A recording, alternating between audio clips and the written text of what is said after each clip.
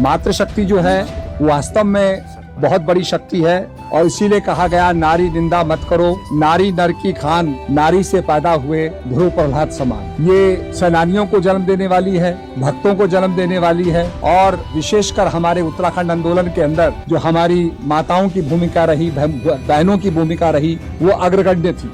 और विशेषकर जो माननीय प्रधानमंत्री जी बिल लाए हैं उस पर भी मैं प्रकाश डालूंगा।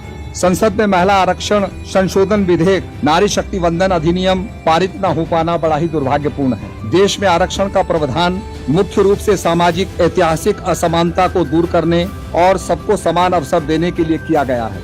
जब देश का संविधान बन रहा था तो संविधान सभा का मानना था कि सिर्फ कानूनी बराबरी से काम नहीं चलेगा, ऐतिहासिक नुकसान की भरपाई के लिए विशेष मौका देना चाहिए। डॉक्टर भीमराव अंबेडकर जी ने इसे समता मूलक समाज की बुनियाद कहा। आरक्षण का मकसद किसी को पीछे करना नहीं बल्कि सदियों से पीछे रह गए लोगों को बराबरी की लाइन में लाना है। महिला आरक्षण की आवश्यकता भी इसलिए जरूरी है क्योंकि आजादी के 75 साल बाद भी आधी आबादी यानी महिलाओं का फैसला जो फैसले की मेज है उससे उन्हें दूर रखा गया है। यत्र नारस्तु पूजन्ते रमन्ते तत्र देवता। प्रधानमंत्री श्री नरेंद्र मोदी जी की सरकार ने इसी ध्येय वाक्य को ध्यान में रखते हुए पूरी निष्ठा और गंभीरता के साथ बिल को पास कराने की कोशिश की, लेकिन विपक्ष दलों की उपेक्षा रवैये के कारण ये सदन में पास नहीं हो सका। आश्चर्य की बात है कि विपक्ष दलों ने राजनीतिक स्वार्थ के कारण सदन में महिला आरक्षण संशोधन विधेयक का समर्थन करने की बजाय खुलकर विरोध किया। विपक्ष का ये आचरण नारी शक्ति का अपमान,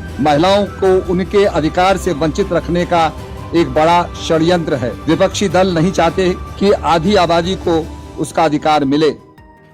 मातृशक्ति का हुंकार, अब राजनीति नहीं अधिकार चाहिए। प्रिय सज्जनबिन सादर नमस्कार। उत्तराखंड सरकार में यशस्वी कैबिनेट मंत्री आदरणीय श्री सतपाल जी महाराज जी की सुपुत्र श्री सुरेश रावत जी, भाजपा नेता, युवा मोर्चा उत्तराखंड।